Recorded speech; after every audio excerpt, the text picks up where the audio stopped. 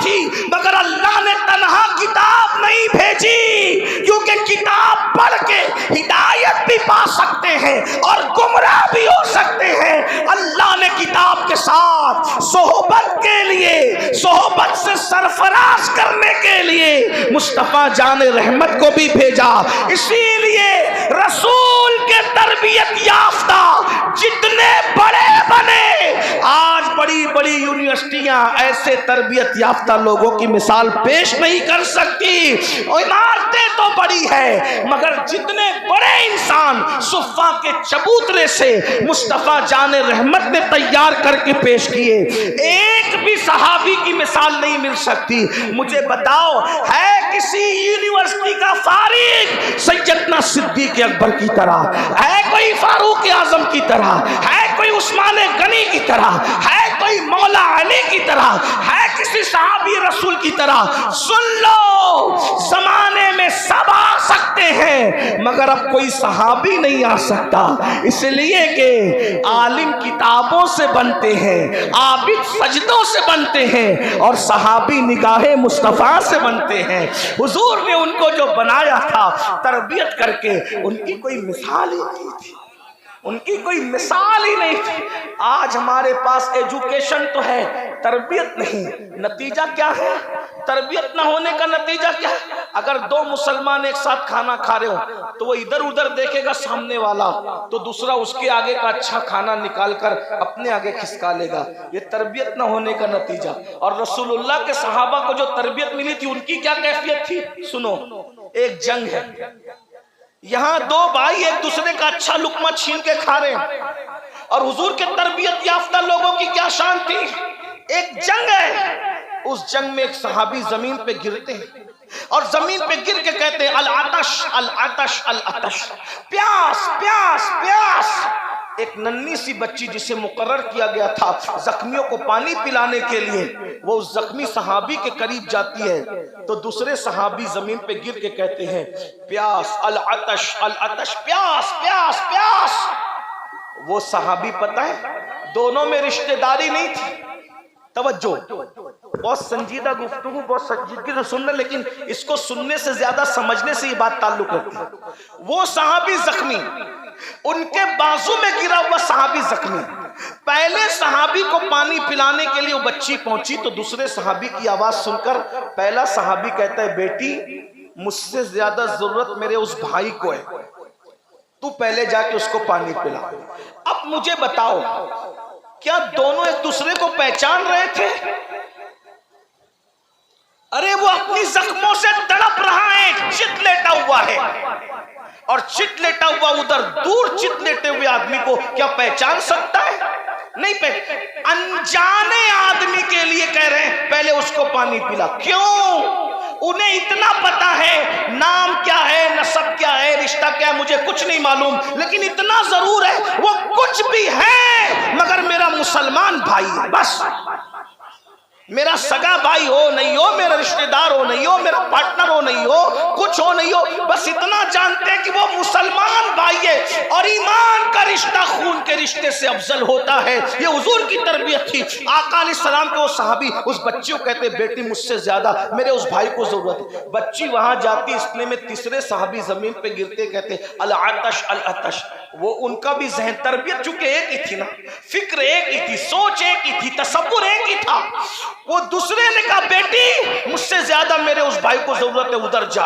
और इस तरीके से 4 या 7 सहाबा का जिक्र मिलता है। वो बच्ची सबके पास गई, फिर उनके पास गई तो वो शहीद हो चुके थे, फिर वापस लौटी तो वो भी शहीद हो चुके थे, फिर वापस लौटी तो वो भी शहीद हो चुके थे, फिर पहले के पास आई वो भी शहीद हो चुके थे। पानी वैसा के वैसा ही रहा। एक दूसरे की जरूरत पर इन लोगों ने अपनी जान कुर्बान कर दी। जान कुर्बान, ये तरबियत रसूलुल्लाह की तरबियत का नतीजा है।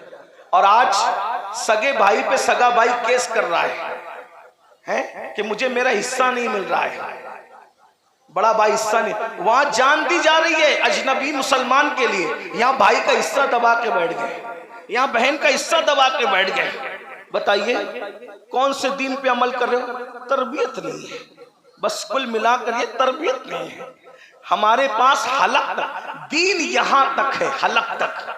इसके नीचे दीन नहीं है इल्ला माशाअल्लाह। तो मैं बात खत्म करने लगा था, क्या अर्ज कर रहा था कि औरतें जब बेपर्दा रहे उन पे क्या हो। जब औरत बेपर्दा हो तो उसके शौहर पर इतना अजाब है, उसके बाप पे इतना अजाब है, उसके भाई पे इतना अजाब है, तो औरत पे क्या अजाब होगा। तो अल्लाह के रसूल सल्लल्लाहु अलैहि वसल्लम फरमाते हैं, शबे मेराज मैंने जहन्नम में देखा कि कुछ औरतें जहन्नम के अंदर जहन्नम की आंख की खूंटियों से औंधी लटकी हुई है। बहनों की तवज्जो चाहता हूं, बात बहुत दूर निकल गई है, क्योंकि मुझे भी जो है वो सफर पर जाना है, आगे सफर पर, और बात में एंड की तरफ ले जा रहा हूं। औरतें जहन्नम के अंदर औंधे मुंह लटकी हुई है, औंधे मुंह। अगर एसी में भी किसी को औंधे मुंह लटकाया जाए कि सर नीचे पैर ऊपर, तो उसका क्या बनेगा। और वहां जहन्नम के अंदर अल्लाह के रसूल फरमा रहे जहन्नम के अंदर, और जहन्नम क्या है, ये दुनिया की आग से 70 दर्जा ज्यादा तेज जहन्नम की आग है। जहन्नम की आग को 70 मर्तबा रहमत के पानी से धोया गया है, तब कहीं जाकर ये दुनिया की आग बनी है, दुनिया की आग। अब मुझे बताओ मेरे भाइयों, जब दुनिया की आग की हरारत और तपिश का ये आलम है, तो जहन्नम की आग की हरारत और तपिश का आलम क्या होगा। और अल्लाह के रसूल फरमा रहे हैं कि सर नीचे पैर ऊपर, और जहन्नम की खूंटी से लटकी हुई है और नंगी, और उसके बालों से उसके बदन को बांधा गया है। गौर कीजिए, आका फरमाते हैं, मैंने जिब्रील से पूछा, जिब्रील ये कौन औरतें कि ये औंधे मुंह जहन्नम की खूंटियों से लटकी हुई हैं, इनका सर इनके सर में भेजा ऐसे खोल रहा है जैसे चूल्हे पे रखी हुई हांडी के अंदर पानी खोलता है। इनका ये मंजर देखकर कलेजा मुंह को आता है। ये नंगी बदन बालों से बांधे हुए जहन्नम की आग की खूंटियों से कैसे लटका दी गई। तो जिब्रील अमीन अर्ज़ करते हैं, या रसूल अल्लाह, ये आपकी उम्मत की वो औरतें थी कि जो दुनिया में कपड़े पहनकर भी नंगी रहती थी। कपड़े पहनकर नंगी रहती थी का क्या मतलब। कपड़े पहनकर नंगी रहती थी का मतलब यह है कि इतने पतले पतले या इतने बारीक और इतने तंग और चुस्त कपड़े पहनती थी कि कपड़े पहनने के बाद भी उनका जिस्म नजर आता था। कपड़े पहनने के बाद भी जिस्म नजर आता था। गौर कीजिए, ऐसी औरतों के बारे में आका फरमाते हैं, ये कपड़ा पहनकर भी नंगी रहने वाली औरतें हैं, और ये दुनिया में जो ऐसा करती है वो कयामत के दिन जन्नत की खुशबू भी नहीं सूंघेगी, और उनको जहन्नम के अंदर ऐसे औंधे मुंह लटकाया जाएगा। बताइए, औरतें इतनी कमजोर कि अगर डांट दो तो आंसू निकल आए, डांट दो तो रो पड़े। अरे अगर हीटर से पानी गर्म हो जाए और जिस्म पे लग जाए तो छाले निकल आते हैं। जिस्म इतना कमजोर और इतने बड़े बड़े अजाब को कैसे बर्दाश्त करेंगे। आओ, ये कोई कहानी किस्सा नहीं बयान हुआ, ये किसी 14वीं सदी के मौलवी के खिताबत की जोलानियां नहीं है, उसके खिताबत के जौहर नहीं है, ये अल्लाह के रसूल के फरामीन है जो तुम्हें पेश की गए। इसीलिए कुरान दावत फिक्र दे रहा है, ओ अनफुसकुम व अहलिकुम नार, कि अपने आप को भी बचाओ और अपनी औलाद को भी बचाओ। एक आखिरी बात जो अर्ज करने चला तो वही अर्ज कर दूं कि आजकल माँ बाप तरबियत नहीं कर रहे, घरों में इस्लामी निज़ाम नहीं है, नमाज का माहौल नहीं है, इसलिए औलाद बिगड़ रही है। और इतनी बिगड़ रही है, इतनी बिगड़ रही है कि अब माँ बाप की भी कदर कीमत घरों में नहीं, माँ बाप का भी इज्जत और एहतराम घरों में नहीं।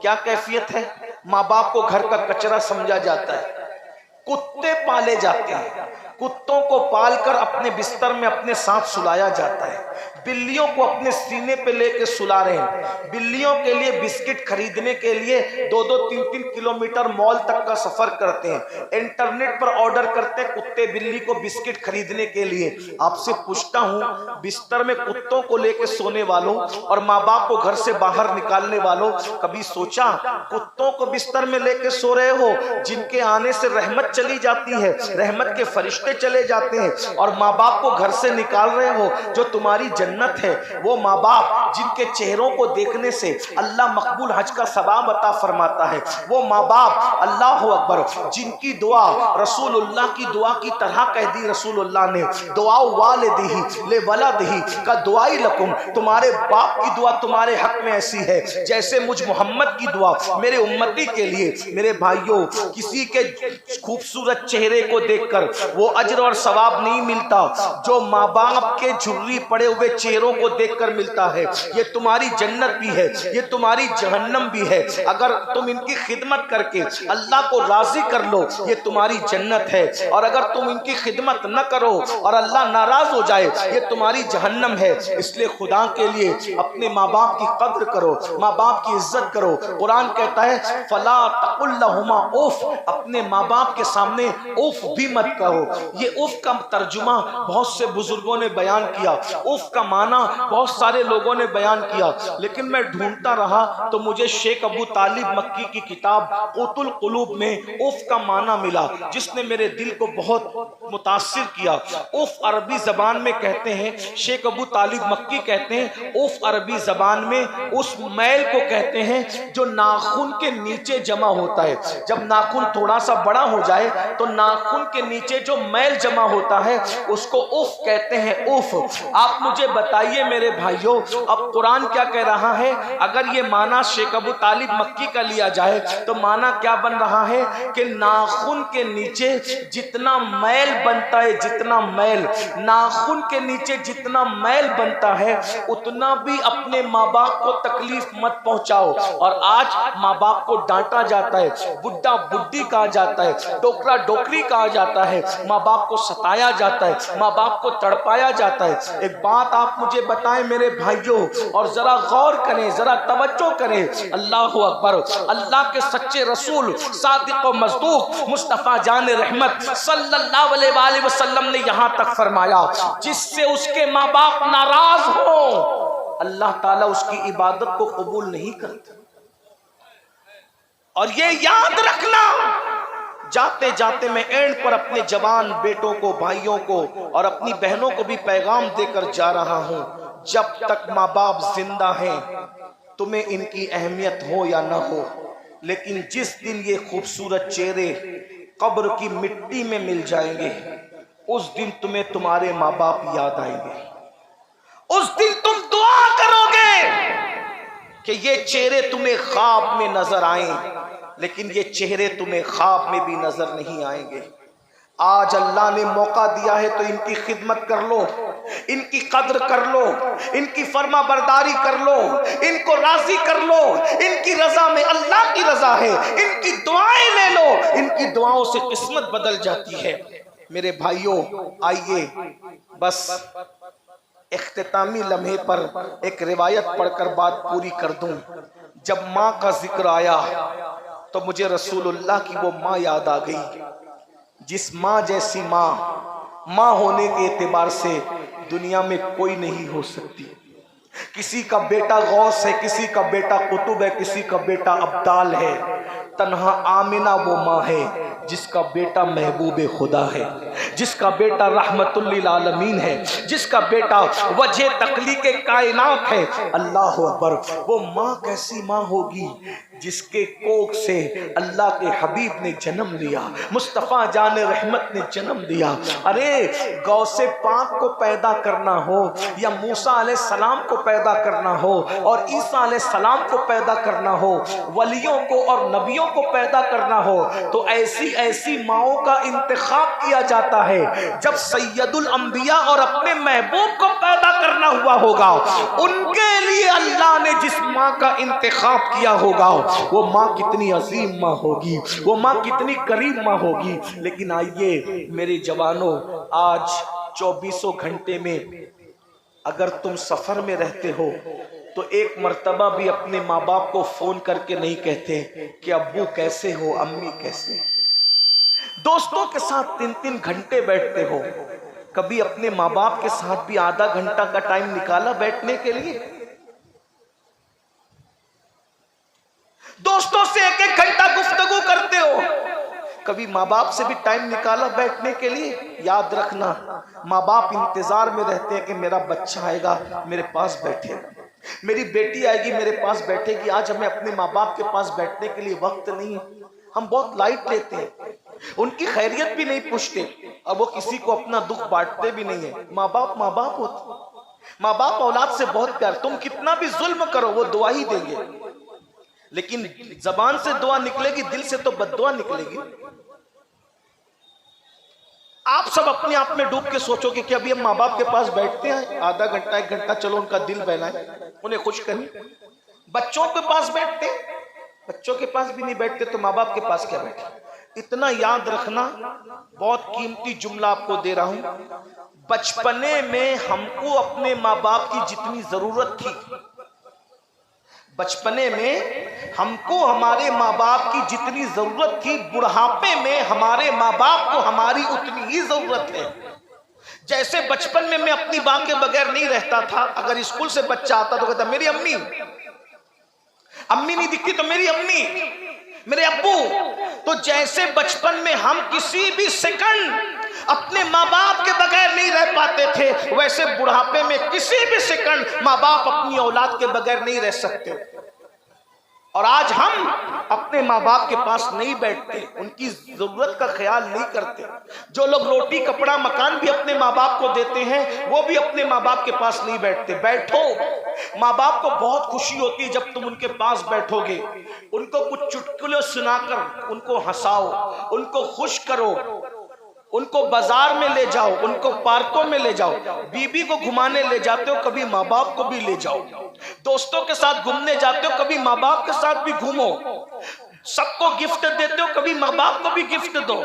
आज ये सोच बन गई है, अरे इन बुढ़ों को क्या जरूरत है कीमती कपड़ों की, इन बुढ़ों को क्या जरूरत है कीमती जूतों की। मैं कहता हूं सुन लो, इंसान का जिस्म बूढ़ा होता है, उसके ख्वाहिशात बूढ़ी नहीं होती, उसके ख्यालात बूढ़े नहीं होते, उसके दिल की कैफियत बूढ़ी नहीं होती।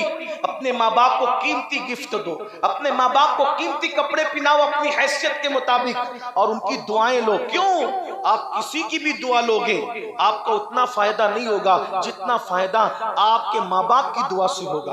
अगर मैं भी, कोई भी आपके लिए दुआ करे, अल्लाह चाहे तो कबूल करे, अल्लाह चाहे तो रद्द करे। हमारी दुआएं, किसी की भी नेक इंसान की दुआएं आपके हक में, अल्लाह चाहे तो कबूल करे, अल्लाह चाहे तो रद्द करे। हमारी दुआ कबूल भी हो सकती है, रद्द भी हो सकती है। तन्हा माँ बाप वो है जो औलाद के लिए दुआ कर दे, अल्लाह उनकी दुआ रद्द नहीं करता बल्कि कबूल ही करता है। माँ बाप अगर बेनमाजी हो, गुनहगार हो, फासिक हो, फाजिर हो, तो भी अल्लाह उनकी दुआ फौरन कबूल करता है, क्योंकि माँ बाप की दुआ नेक होने की वजह से कबूल नहीं होती, माँ बाप की दुआ माँ बाप होने की वजह से कबूल होती है। इसलिए अपने माँ बाप की दुआएं लो, सबकी दुआओं के चक्कर में हो। अरे माँ बाप की दुआ से बड़ा तावीज क्या है? माँ बाप को छोड़कर निकल जाते, उन्हें घर से निकालते थे, उनके खाने पीने का इंतजाम नहीं करते। तो मुझे याद आई रसूलुल्लाह की मुकद्दस अम्मी जान, हुजूर अलैहिस्सलाम को अपनी अम्मी से बहुत प्यार था। एक दिन, तवज्जो करना, इधर ध्यान दो, इधर बात एंड की तरफ जा रही है, तवज्जो। मैंने कहा था ना, जिस दिन माँ बाप नहीं रहेंगे उस दिन याद आएंगे। अल्लाह के रसूल जब 6 साल की उम्र में थे तभी आपकी अम्मी का विसाल हो गया। और ये बात भी है, वक्त नहीं है वरना मैं पूरी दास्तान बयान करता, सिर्फ इशारा दे रहा हूँ। ये बात भी है कि हुजूर की अम्मी का विसाल हुजूर के सामने हुआ। हुजूर 6 साल के थे, मकाम अब्वा में अम्मी के सराहने बैठे थे, उसी हालत में हुजूर की अम्मी का विसाल हुआ। हुजूर ने अपनी माँ की कब्र उम्मे ऐमन की मदद से खोदी और कब्र खोदने के बाद अपने हाथों से दफन किया। बहरहाल ये तवील दास्तान है। तो हुजूर अलैहिस्सलाम जब हिजरत करके मदीने मुनव्वरा आ गए, बहुत शान बड़ी अजमत, हुजूर के डंके बजने लगे। तो एक दिन हुजूर अलैहिस्सलाम, हालांकि पता नहीं कब कब ये वाक़या हुआ, लेकिन वाक़या जो बयान किया जा रहा है वो एक दिन का है। एक दिन हुजूर अलैहिस्सलाम मगरिब की नमाज पढ़ाकर इशा के इंतज़ार में मस्जिद नबवी के कोने में बैठे हुए हैं। जब मस्जिद नबवी के कोने में बैठे हैं तो हुजूर अलैहिस्सलाम चुपके चुपके खामोश आंसुओं से रो रहे हैं। अल्लाह के रसूल चुपके चुपके रो रहे हैं खामोश आंसुओं से। सहाबा की आदत थी कि जब महफिल में बैठते थे तो हुजूर को तकते रहते थे, बस देखते रहते, इसलिए कि इससे बड़ी इबादत क्या हो सकती थी हुजूर को तकना और देखना है। इससे बड़ी इबादत क्या है। तो सहाबा ने जब गौर किया तो देखा, अरे मस्जिद के कोने में बैठकर हुजूर अलैहिस्सलाम सर झुकाकर खामोश खामोश आंसुओं से रो रहे हैं। हुजूर अलैहिस्सलाम की आंखों से मोटे मोटे आंसू आंख से निकलते हैं और चेहरे पर आते हैं, आंख से निकलते और दाढ़ी शरीफ पर निछावर होते हैं। साहबे किराम हुजूर के करीब गए और हुजूर को रोता देखकर, क्योंकि वो सच्चे आशिक रसूल थे साहबा, हुजूर की खुशी उनकी अपनी खुशी थी, हुजूर का दुख उनका अपना दुख था। तो हुजूर को चारों तरफ से झुरमुट में लेके कहते हैं, या रसूल अल्लाह आप क्यों रो रहे हैं? या रसूल अल्लाह आप क्यों रो रहे हैं? आपके रोने की वजह क्या है मेरे आका? मेरे आका अलैहिस्सलाम जब रो रहे, साहबा ने पूछा हुजूर आप क्यों रो रहे हैं, आपके रोने की वजह क्या है? तो मेरे आका फरमाते हैं, ऐ मेरे सहाबा, आज मुझे मेरी अम्मी हजरत आमिना की याद आ गई, आज मुझे मेरी माँ याद आ गई। जब हजरत आमिना का जिक्र आया, हुजूर को अपनी माँ याद आई। जरा तवज्जो कर, जो सारी माँओं की अजमत को बयान करने वाला रसूल है, आज उसको अपनी माँ याद आई है। किसी चीज की कमी नहीं थी उनके यहाँ। अगर सर में दर्द होता है, कुफ्फार दुख देने की कोशिश करते हैं, तो अल्लाह उनको मेराज पे बुलाकर अपना दीदार कराता है, उनकी शान ये है। लेकिन आज माँ की याद उनको भी आई। ऐ मेरी कौम के जवानों, एक दिन वो आएगा जब तुम्हारा कोई दिल दुखाएगा तो तुम्हें माँ बाप याद आएंगे, तुम पछताओगे, तुम पछताओगे, अपने आप को कोसोगे, लेकिन गया वक्त फिर हाथ आता नहीं। खास तौर पे जब तुम्हारी औलाद तुम्हारा दिल दुखाएगी तो तुमको माँ बाप याद आएंगे। आज तुम माँ बाप का दिल दुखा रहे हो, कमा तदीन तुदान, जैसा करोगे वैसा पाओगे। तौबा कर लो, माँ बाप को मना लो, माँ बाप को राजी कर लो, ये तुम्हें याद आएगा। लेकिन जो चेहरे चले जाते हैं ना, फिर कभी वो लौट कर नहीं आते। हुजूर अलैहिस्सलाम फरमाते हैं, आज मुझे मेरी अम्मी सैयदा आमिना की याद आ गई। हजरत आमिना का जिक्र सुनकर सब सहाबा रो पड़े, क्योंकि हुजूर की अम्मी की बात थी। हुजूर की अम्मी, मैं आपको बताऊं, एक अमल ऐसा है, जब दुआ कबूल होने में देर हो ना, देर, जब दुआ कबूल होने में देर हो और आप अर्जेंट दुआ कबूल करवाना चाहते हैं, तो हुजूर की अम्मी का वास्ता देकर दुआ करना, फिर देखना दुआ कितनी जल्दी कबूल होती। हुजूर के अब्बा जान का वास्ता देकर दुआ करना, फिर देखना कितनी जल्दी दुआ कबूल होती। ये बहुत करंट वाले लोग, ये बहुत पावरफुल लोग। हुजूर के माँ बाप है भाई, हुजूर के माँ बाप, हुजूर के माँ बाप, गौर करें, हुजूर के माँ बाप है। इनकी फजीलत ही बयान नहीं हो सकती। इनकी सबसे बड़ी फजीलत ये है कि इनका बेटा रसूलों का इमाम है, अल्लाह का महबूब है। इससे बड़ी फजीलत इनकी क्या होगी? कायनात में माँ बाप होने के एतबार से इन जैसा कोई नहीं है। तो हजरत मुस्तफा करीम फरमाते हैं, आज मुझे मेरी अम्मी हजरत आमिना की याद आ गई। सब रो पड़े। हुजूर की अम्मी के नाम पे सबकी आंखों में आंसू आ गए। जब रोते रोते हिचकियां बन गई, हमक हमक कर लोग रो रहे थे। ऐसा लगता था कि मस्जिद नबवी हिचकियों से गूंज जाएगी। ऐसे में सबको इफाका हुआ, हुजूर को इफाका हुआ। रोते रोते सब चुप हो गए। जब सहाबा चुप हो गए, हुजूर चुप हो गए, तो हुजूर ने फरमाया, ऐ मेरे सहाबा, अगर आज मेरी अम्मी आमिना हयात होती कितना अच्छा होता। आज मेरी माँ हयात होती कितना अच्छा होता। क्या होता? साहबा ने पूछा, आका हमारे माँ बाप आप पे कुर्बान, क्या होता? आका फरमाते हैं, काश काश काश मेरी माँ हयात होती, काश मेरी माँ है। हुजूर कह रहे काश मेरी माँ हयात होती और फिर मैं तुम्हें नमाज पढ़ा रहा होता, मैं हालत नमाज में होता, अपने मुसल्ले पर होता और मेरी माँ को मेरी जरूरत पेश आ जाती।